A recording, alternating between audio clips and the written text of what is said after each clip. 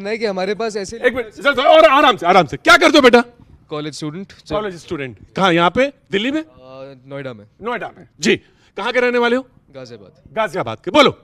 मेरा ये मानना है कि हमारे पास इस वक्त ऐसे लीडर हैं जो हमको अच्छी दिशा में लेकर जा रहे हैं आगे।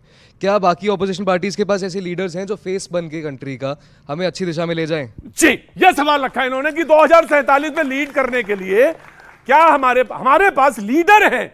क्या हमारे पास विपक्ष में ऐसे लोग मौजूद हैं जो विजनरी हो या विजन के साथ चल रहे हो या एक सपना देख रहे हो या उन्होंने 2047 का या 57 का या 60 का 2060 का कोई विजन देश के सामने मैप रोड मैप रखा हो? इनका कहना है कि बीजेपी के पास एक लीडर है। कटियार साहब, समाजवादी पार्टी।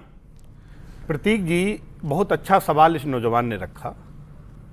हम एक बात जानते हैं कि ये देश नेताओं से चलता है, लेकिन उससे पहले नीतियों से चलता है। देश को नेताओं से ज्यादा सही नीतियों की जरूरत है, और सही नीतियों को नेतृत्व करने वाला आदमी को हम अच्छा नेता कहते हैं। एक बात, आप सब लोग हैं, आपके जीवन में क्या इस देश में गरीब और अमीर के बीच में दूरी घटी है क्या? अगर इस बीते 10 साल में हमने घटाई होगी तो हम आने वाले 20 साल में और घटाएंगे। क्या श्रम का सम्मान बढ़ा है? यह सवाल है मेरे आपसे। मानसिक श्रम और शारीरिक श्रम दो अलग तरीके के श्रम होते हैं। एक मानसिक श्रम करता है, एक शारीरिक श्रम करता है। दोनों के कीमत में कितना बड़ा भेद हो गया है। क्या इस भेद को रहते इस देश को विकसित राष्ट्र बनाया जा सकता है? मैं ये बेसिक सवाल कर रहा हूं। हम ऊपर बहस कर सकते हैं, लेकिन अगर हम बुनियाद में नहीं गए और हम विकसित देश की बात करते हैं, एक आदमी को करोड़ रुपए डेली कमाता है, एक को 23 रुपए। असमानता इतनी है। क्या हमने शिक्षा के ढांचे में कोई इतना बदलाव किया है? आप सब लोगों के संबंध गांव से हैं।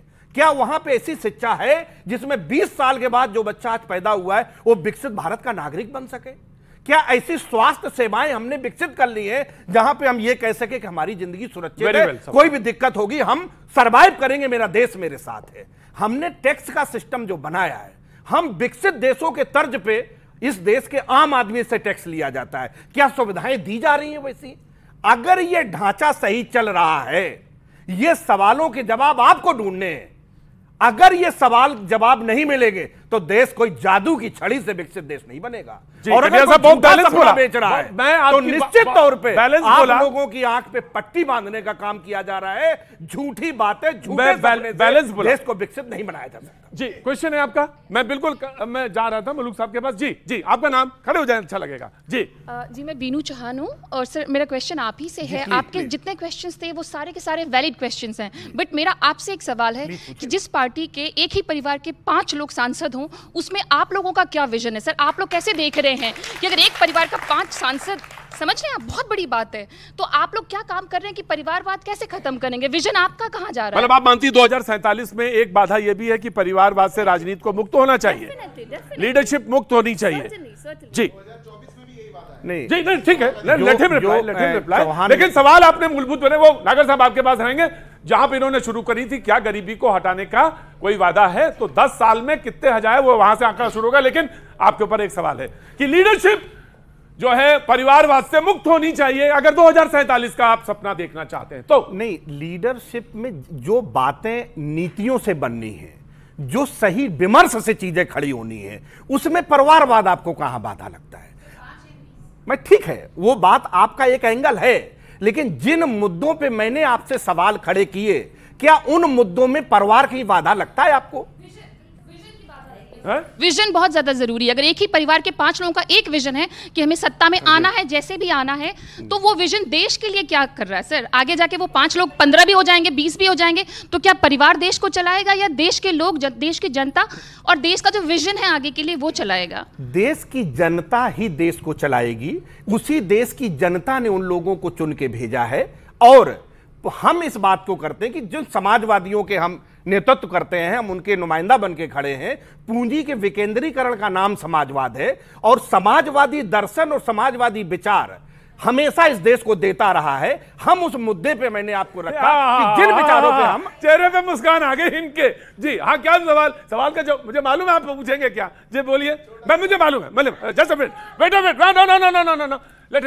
Late him. बोला पूंजी के एकत्रीकरण का जो नाम है वो समाजवाद है और सत्ता के एकत्रीकरण का नाम भी समाजवाद है। अब 42 लोग एक परिवार से थे एक समय में सत्ता में, तो दिन मारेगा भी थोड़े, तो 5 हैं सांसद। ये डिबेट रोक रहा हूं क्योंकि ये असंतुलित है, संतुलित होने दीजिए, आरजेडी को आने दीजिए।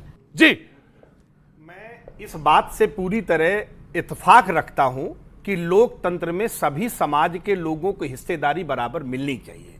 और समाजवादी पार्टी ने जाति जनगणना का मुद्दा इसीलिए ये लेके आए थे क्योंकि सब जातियों की संख्या पता चले, उनकी शिक्षा पता चले, उनके रोजगार पता चले। ये बात जो एक एक्सरे करने की समाज की जो एक योजना थी, हम ये चाहते थे कि इस देश को अगर विकसित राष्ट्र बनाना है तो किसके पास क्या है, क्या नहीं है, कहां से आएगा, कितनी परिस्थिति कैसी है।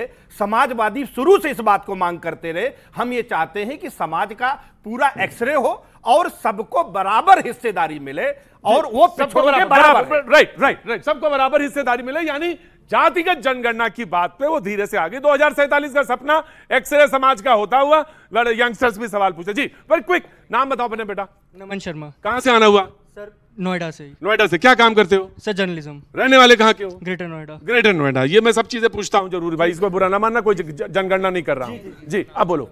इनके बयान पे मैं कहना चाहता हूं, राहुल गांधी ने समाजवादी पार्टी के। जी, मैं यही बताऊंगा क्योंकि अभी इंडिया लाइन्स है साथ में। क्योंकि इन्होंने इनके अखिलेश यादव जी ने संसद में कहा कि अभी तक जाति जनगणना नहीं हुई है, इसीलिए जो हमारे देश के युवा हैं, देश के लोग हैं, उनके साथ अन्याय हुआ है। लेकिन इन्हीं को मैं बता देना चाहता हूं, 2004 में राहुल गांधी जी का एक बयान है जिसमें उन्होंने कहा कि हमारे देश में जाति के हिसाब से जनता को नहीं बांटना चाहिए, और आखिरी कास्ट सेंसस हमारा 1931 में हुआ है। तो इसका मतलब क्या मैं ये समझूं कि कांग्रेस के राज्य में हमारे साथ अन्याय हुआ है?